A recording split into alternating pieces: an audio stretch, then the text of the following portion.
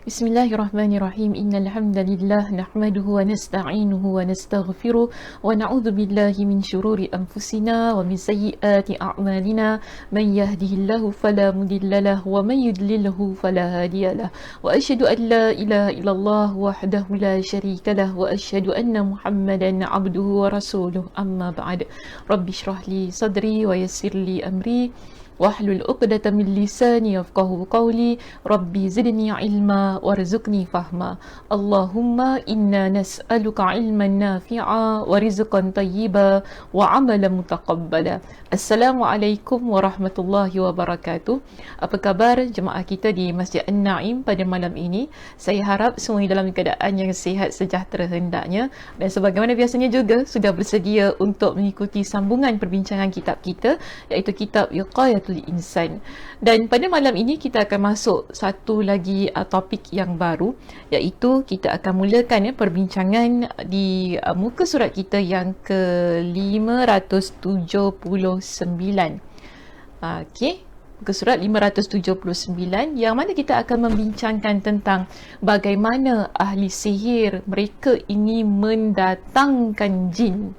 Kerana kita juga sudah bincangkan pada sesi-sesi yang lepas, sesebuah sihir itu dia berjaya untuk dilakukan ataupun berjaya untuk dilaksanakan, direalisasikan apabila ritual tersebut memiliki bantuan daripada jin dan syaitan. Jadi pada malam ini kita akan bincangkan bagaimana keadaan itu boleh berlaku, yang mana ahli sihir dia dapat mendatangkan jin pada sihirnya sehingga sihir itu dapat terlaksana dengan jayanya. Okey, baik. Bila kita rujuk pada muka surat 579 kita di sini jemaah, dijelaskan kepada kita pertama sekali sebelum datangnya jin ini, ketika ahli sihir ingin melakukan ilmu sihir mereka atau mempraktikkan ilmu sihir mereka, ialah adanya kesepakatan antara penyihir dan syaitan. Dia ada agreement. Senang cakap macam itulah ya. Okey, mereka ni perlu ada agreement antara kedua belah pihak, tu pihak yang pertama dan pihak yang kedua. Macam kita kata sign contract lah ya. Gitulah, mungkin gitulah ya keadaannya. Baik, jadi kalau kita lihat pada penerangan yang diterangkan kepada kita dalam kitab, dijelaskan bahawa pada umumnya, kebiasaannya telah ada kesepakatan antara penyihir dan syaitan bahawa pihak pertama ni kita panggil mereka sebagai penyihir, iaitu ahli sihir, akan melakukan beberapa perbuatan yang mengandung kemusyrikan serta kekafiran yang nyata. Jadi kalau lihat di slide saya, di situ kita ada dua pihak. Pihak pertama, pihak kedua, yang mana kedua-dua mereka ini bersepakat untuk membantu antara satu dan yang lain, begitu ya. Jadi kita lihat pada pihak yang pertama, siapa? Iaitu penyihir, itu ahli sihir. Dia melakukan kesepakatan untuk melaksanakan perbuatan-perbuatan syirik dan kafir. Tidak kira sama ada perbuatan itu akan dilakukan secara sembunyi atau terang-terangan. Okey, tidak kira sama ada dia lakukan secara sembunyi atau terang-terangan. Ikutlah kepada apa yang telah disepakati antara ahli sihir ini dan syaitan. Jika syaitan ni kata, boleh, aku boleh tolong kau, kalau kau nak aku tolong, kau kena buatlah sihir ni, kau kena buatlah apa-apa ni secara terang-terangan. Okey, jadi ahli sihir ni dia setuju. Dia kata, okeylah, kalau gitu aku buat secara terang-terangan. Deal. Jadi sebab itu dia akan buat perkara-perkara yang kafir, perkara-perkara yang syirik ini secara terang-terangan. Tapi jika sekiranya perjanjian antara ahli sihir dan juga syaitan itu dilakukan, yang mana kata tak apa, kalau kau nak aku tolong kau, okey, kau buat je perkara kafir ataupun perkara syirik ini secara sembunyi-sembunyi, itu pun sudah memadai. Jadi ahli sihir ni kata, okeylah, kalau gitu aku buat secara sembunyi-sembunyi.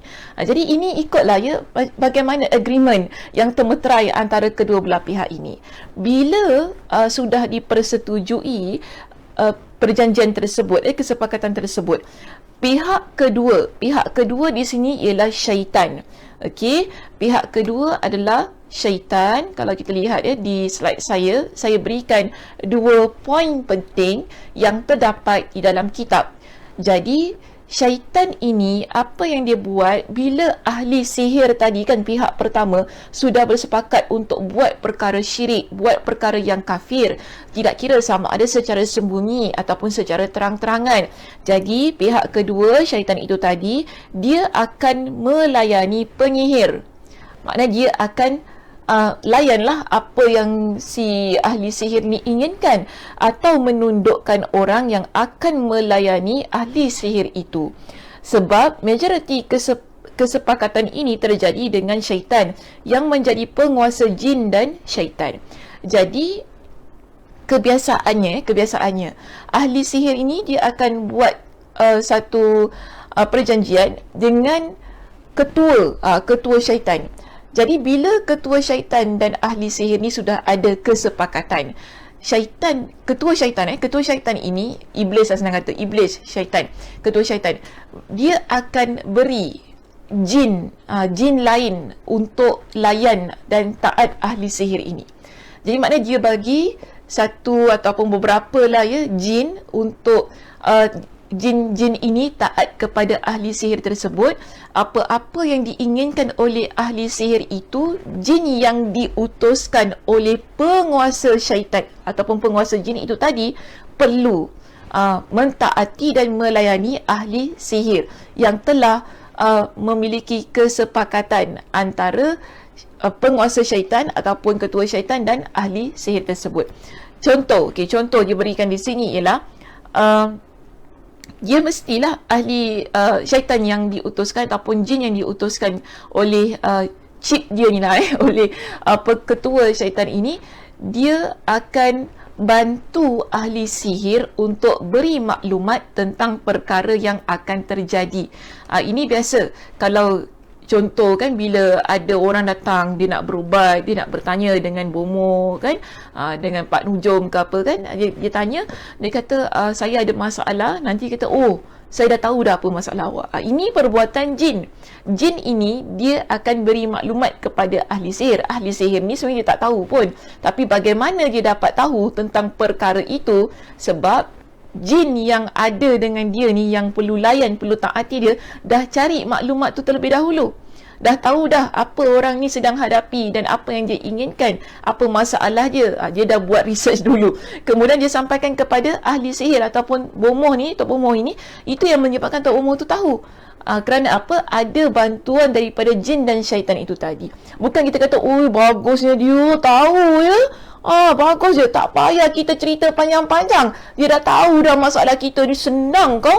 Bukan gitu, bukan sebab dia tahu, tapi kerana ada bantuan, info, maklumat yang diberikan oleh jin yang diutuskan si penguasa syaitan ini tadi untuk taat dan layan bomoh tu tadi. Dan antara pekerjaan-pekerjaan lain lah, apa-apa saja yang diinginkan oleh ahli sihir ini. Contohnya mungkin dia nak buat sihir yang menceraikan antara suami dan isteri. Jin itu tadi akan pergi ke rumah orang yang dia aim tu tadi kan, untuk ceraikan, akan hari-hari buat porak-peranda dalam rumah tangga itu, atau menumbuhkan perasaan cinta. Mungkin ada orang ni dia nak kahwin, tapi kemudian pihak yang ini tak suka pula dengan dia. Dia jumpa dengan bomoh ni, ahli sihir ni, dia minta tolong buat perempuan ini ataupun lelaki ni suka kepada saya. Jadi bomoh ni ataupun ahli sihir ni, dia akan hantar jin tu tadi untuk buat perempuan ataupun lelaki ini suka kepada orang yang dia tak suka tadilah. Ini kita panggil sebagai sihir pengasir. Okey, sihir pengasir. Jadi ini semua adalah berlaku kerana ada bantuan daripada pihak kedua itu tadi, yang membantu pihak pertama, iaitu ahli sihir ataupun bomoh. Jadi bila awal-awal lagi sudah ada kesepakatan antara penyihir dan syaitan, inilah yang menyebabkan sihir yang ingin dilakukan, ritual, mantra, jampi, semua hal tersebut dapat dilaksanakan dengan izin Allah Subhanahu Wa Taala. Penting saya sebutkan dengan izin Allah Subhanahu Wa Taala. Jin dan syaitan ni sebenarnya dia tidak berkuasa, tapi kenapa dia boleh lakukan? Kerana Allah Subhanahu Wa Taala izinkan perkara itu berlaku.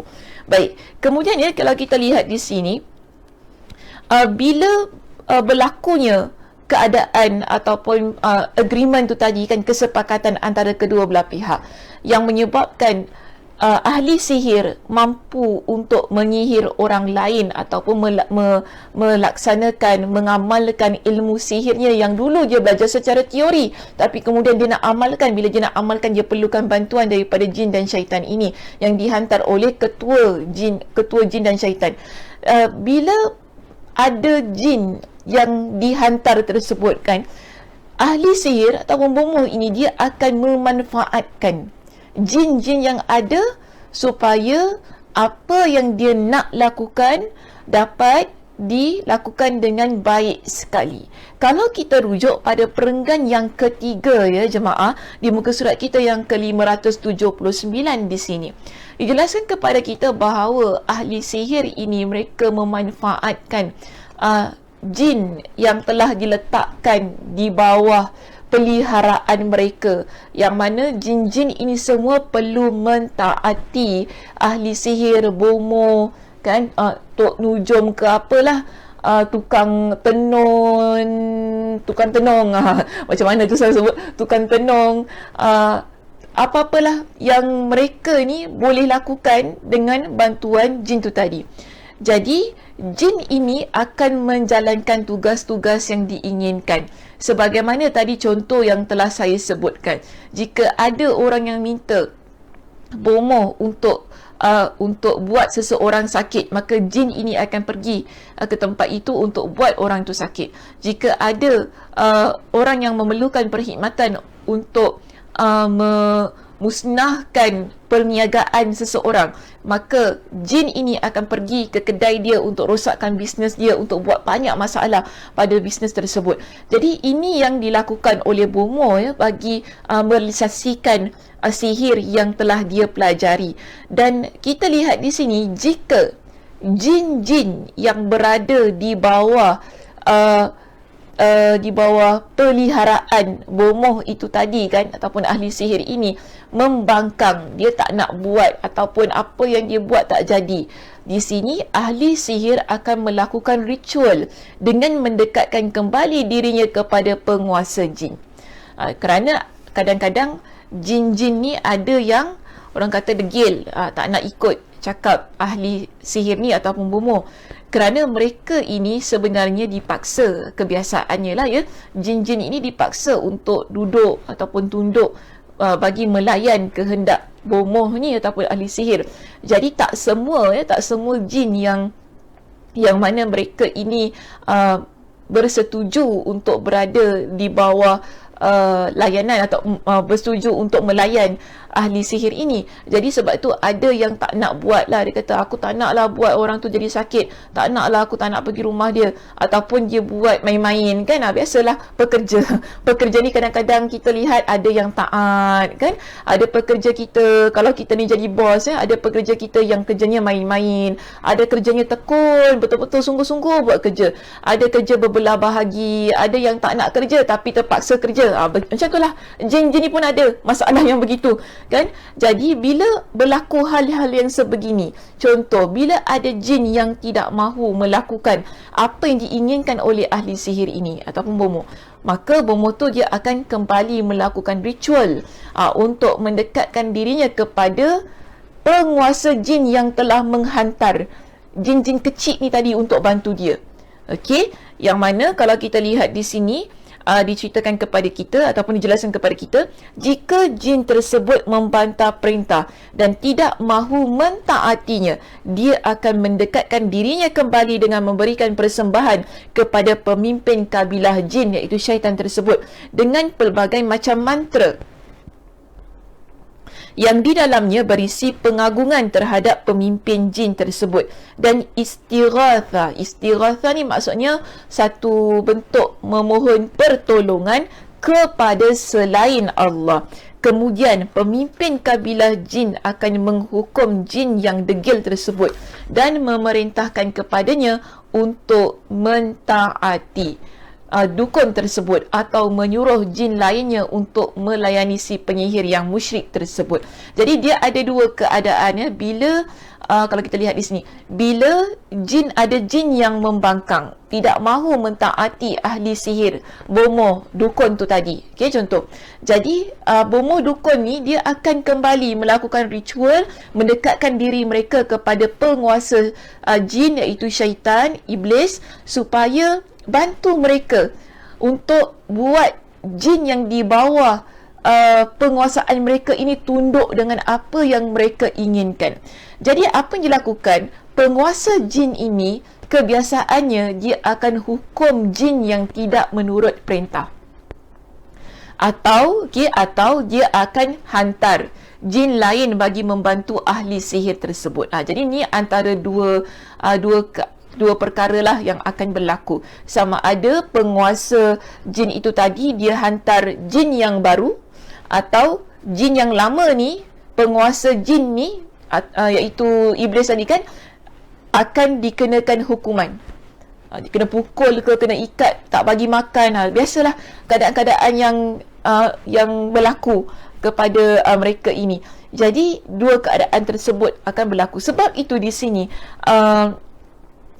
Syekh Wahid Abdul Salam Bali dia menjelaskannya, bila keadaan ini berlaku, kita dapati hubungan ahli sihir iaitu bomoh, dukun, tukang tenung, tukang tenung, tukang telik ni semuanya, mereka ni sebenarnya tidak ada hubungan yang baik dengan jin-jin yang berada di bawah penguasaan mereka, yang telah dihantar oleh penguasa jin itu tadi. Kebiasaannya lah ya, kebiasaan tidak ada hubungan yang baik. Yang mana kalau kita lihat pada perenggan yang berikutnya di muka surat 580 menjelaskan kepada kita bahawa hubungan antara ahli sihir jin ini kebiasaannya adalah hubungan permusuhan dan kebencian. Jadi dalam hal yang begini, jin yang di bawah penguasaan bomoh ataupun dukun ini kebiasaannya akan mengganggu keluarga dan harta ahli sihir tersebut, kerana dia dendam, dia benci, dia tak suka dengan bomoh ni ataupun dukun ini yang suka paksa dia buat itu, suka suruh tu, suruh ini. Jadi dia dendam. Jadi ini kebiasaannya yang berlaku antara ahli sihir dan jin-jin yang berada di bawah penguasaannya. Okey, jadi saya nak terus masuk kepada muka surat 581. Apa yang ada di muka surat 580 pada subtopik kesepakatan ya antara penyihir dan syaitan itu, saya harap jemaah boleh baca sendiri ya, kerana diberikan kepada kita dengan contoh dialog yang berlaku pada pengarang kitab ini iaitu Syekh Wahid Abdul Salam Bali, yang mana pernah mengendalikan satu kes. Jadi dia kongsikan kepada kita dialog antara dia dan jin yang mana pada waktu itu berlaku, dan saya tidak mahu membaca dialog-dialog ini. Jadi baiknya jika sekiranya jemaah yang memiliki kitab dapat membaca sendiri dialog tersebut, mudah-mudahan lebih memahami lagi apa yang ingin disampaikan di dalam perenggan ataupun dalam subtopik kita yang pertama ini. Saya nak masuk kepada subtopik kita yang kedua, iaitu cara penyihir mendatangkan jin. Tadi yang pertama kita jelaskan tentang kesepakatan antara ahli sihir dan syaitan. Jadi bila ada kesepakatan itu, jin akan diletakkan, maknanya syaitan akan meletakkan jin-jin ini di bawah penguasaan ahli sihir supaya jin-jin tersebut dapat membantu ahli sihir tadi yang telah bersepakat untuk buat syirik, buat perkara yang kufur, tidak kira sama ada secara terang-terangan ataupun secara sembunyi-sembunyi.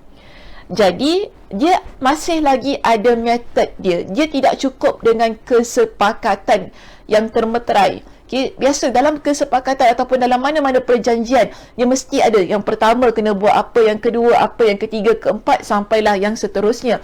Jadi sebab itu, walaupun jin ini berada di bawah penguasaan bomoh dan dukun tersebut, masih ada lagi ritual yang perlu dilakukan supaya jin-jin ini taat kepada mereka.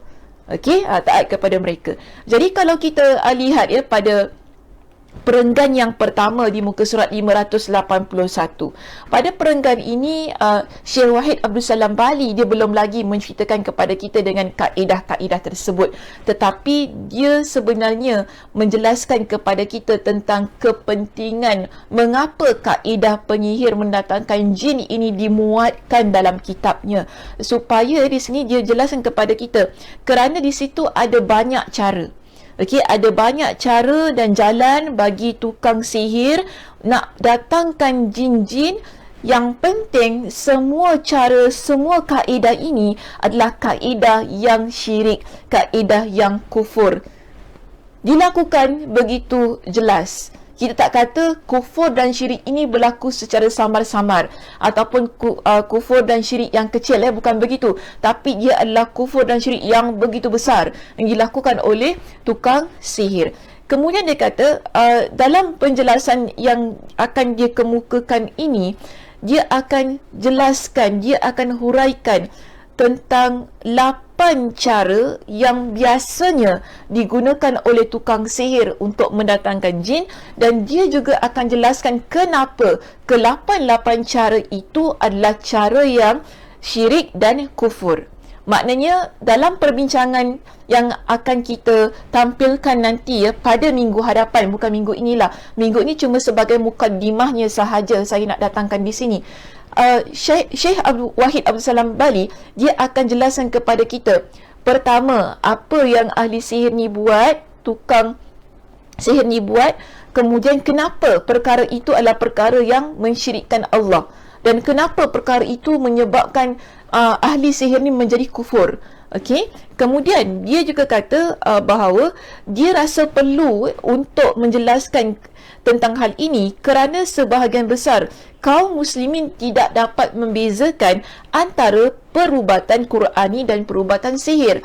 Jadi tujuan dia kan, selain daripada dia nak senaraikan kaedah-kaedah ini, tapi yang paling penting ialah dia kata ramai antara kita yang tak dapat nak bezakan antara perubatan Qurani, iaitu perubatan yang menggunakan ayat Al-Quran, hadis Nabi SAW yang dibenarkan, sebab kita pun ada belajar ataupun ada telah bincangkan di sesi-sesi lepas bahawa sihir ini dia boleh diubati dengan ayat Al-Quran, dengan hadis Nabi SAW, sebagaimana yang Nabi SAW juga amalkan.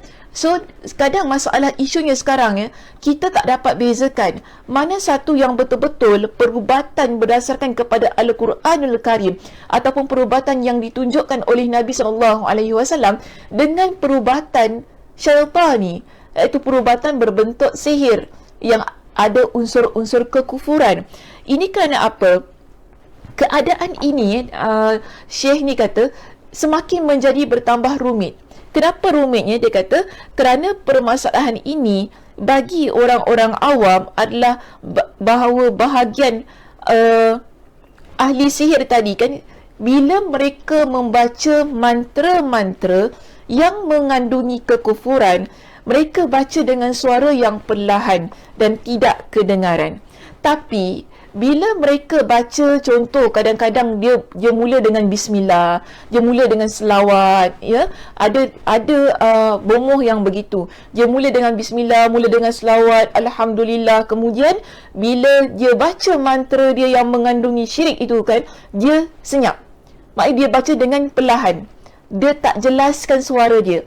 Itu yang menyebabkan ada di kalangan masyarakat awam, mereka tak dapat bezakan adakah ini perubatan yang benar-benar Qurani atau perubatan yang mengandungi unsur-unsur syaitani, iaitu ada unsur syirik itu tadi, kerana tindakan bomoh tu sendiri yang baca mantra tidak dengar. Jadi dia bercampur antara Al-Quran dan juga mantra-mantra yang mengandungi kesyirikan. Itu yang menyebabkan kita tak dapat detect dan kita tak tahu macam mana nak detect.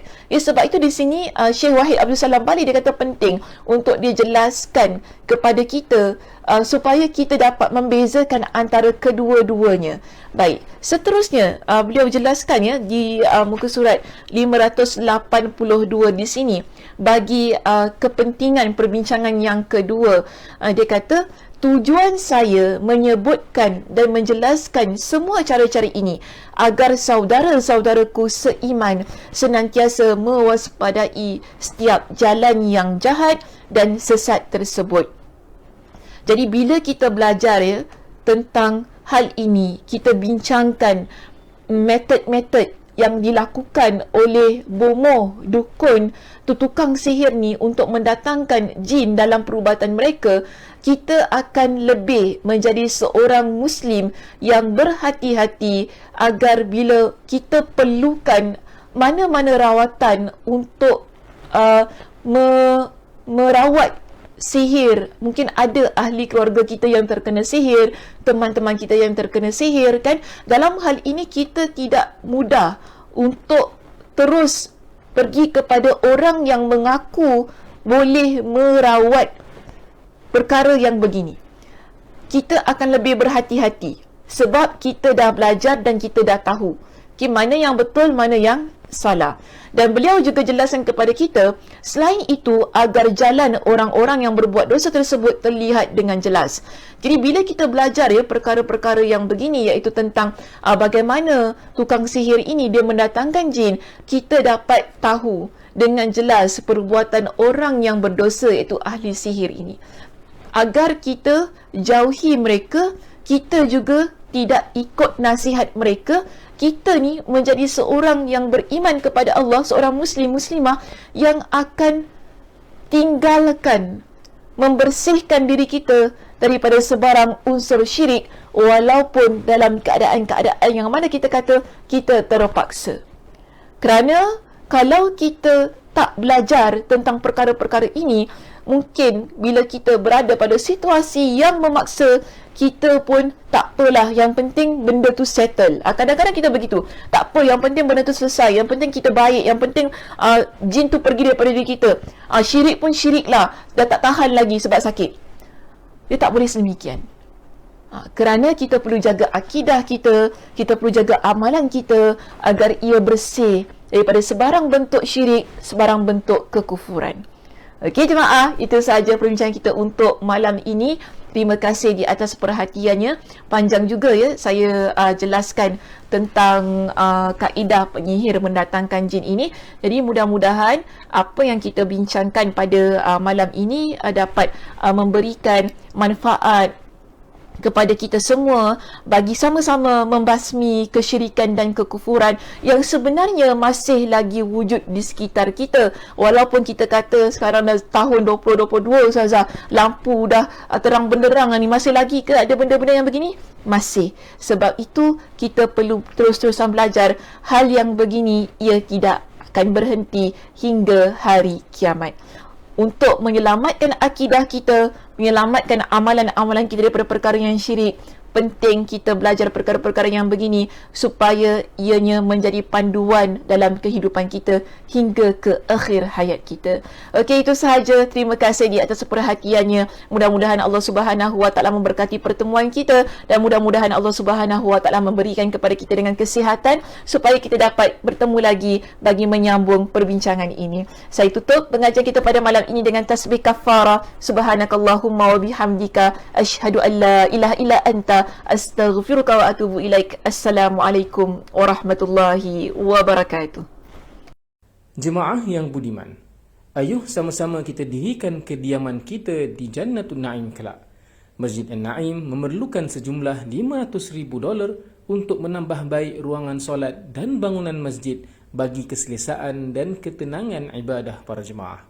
Saya doakan agar setiap infak yang dihulurkan diberikan pulangan oleh Allah Subhanahu Wa Taala dengan berlipat kali ganda di dunia dan akhirat nanti. Amin ya rabbal alamin.